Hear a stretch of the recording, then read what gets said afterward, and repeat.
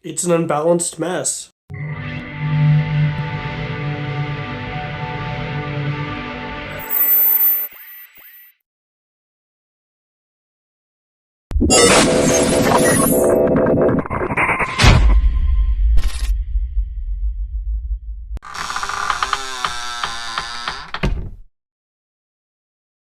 Hey guys, before we begin, please turn on post notifications, please subscribe, please share, please do all those amazing things. And guess what? I'm on Spotify. Search Mr. Death Breath. Follow me on Spotify for audio versions of these videos.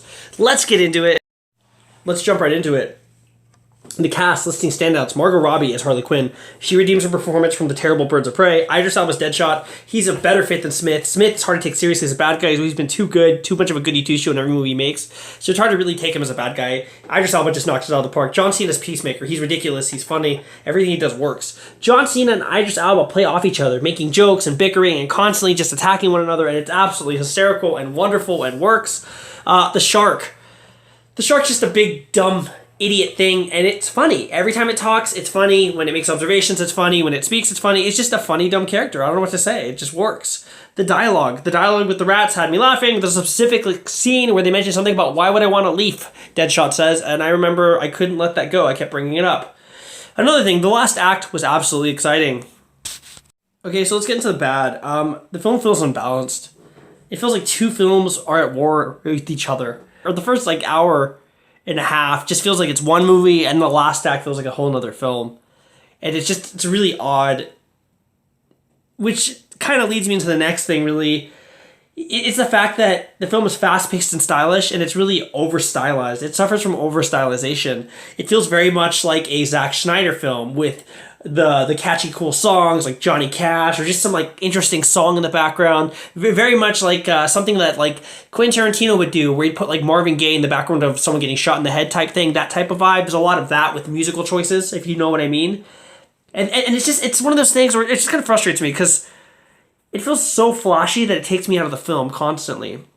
And this is where it's really the clash of two films, right?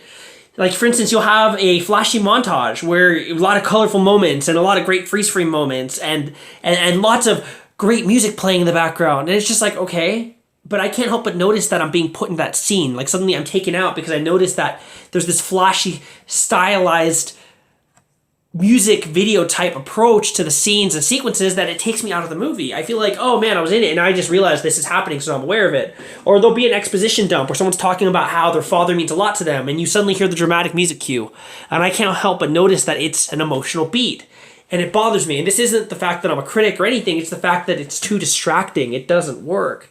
It's such a shock to the system that it doesn't feel like a natural progression to that scene. It isn't oh man, that was really cool how the music transitioned from Watchmen from scene to scene. Of course, we're talking about Zack Snyder, but this felt very Zack Snyder-esque. And keep in mind, James Gunn and Zack Snyder worked with each other on Dawn of the Dead remake in 2004. So it just feels very forced, very pushy, very, very sloppy. It doesn't feel like a smooth transition where I feel wow, that was a cool transition. I'm oh, look, here's a transition I can't ignore. And it really bothered me, And then there's also another thing, that there's so many action sequences, there's a point where you kind of just what? I just zoned out for a minute. I thought I understood what was going on and I zoned out. It very much like the Fast and Furious effect, right? Where it's too much. You're throwing too much at a screen, and there's a point where people stop knowing or caring because they don't really care enough, right? It's like the Expendables, where you're you don't really care what's going on because, big tough guys go and shoot thing for America or whatever, and you're just kind of what? And you just zone out because there's no real reason to keep you attached, and that's a problem, It's really best way to describe it, the film feels misguided until its final act. And really, throughout this whole entire movie, the whole rating has been kind of all over the place. I mean, I almost gave it a D. I almost gave it a C. I almost gave it a B, And really, the final act is really kind of what redeemed it. The final act made it go from a B to from a D to what I'm going to give it to right now, So, let's give it a rating. On a scale of A through F, what is Suicide Squad 2021? Suicide Squad 2021 is a C+. It's just too distracting, The last act was better than the entire movie, and I'm talking 30 minutes of the film was better than the entire thing. Great dialogue doesn't change the fact that it is really just a lot of filler to get to a fun end. It It's slightly better than 2017, but it's still not a very good movie. I mean, it makes you wonder why they released it in August, you know? Maybe because it just wasn't that strong of a film. The trailer's better than the film. Hey guys, thanks for watching, and as always, I will see you soon.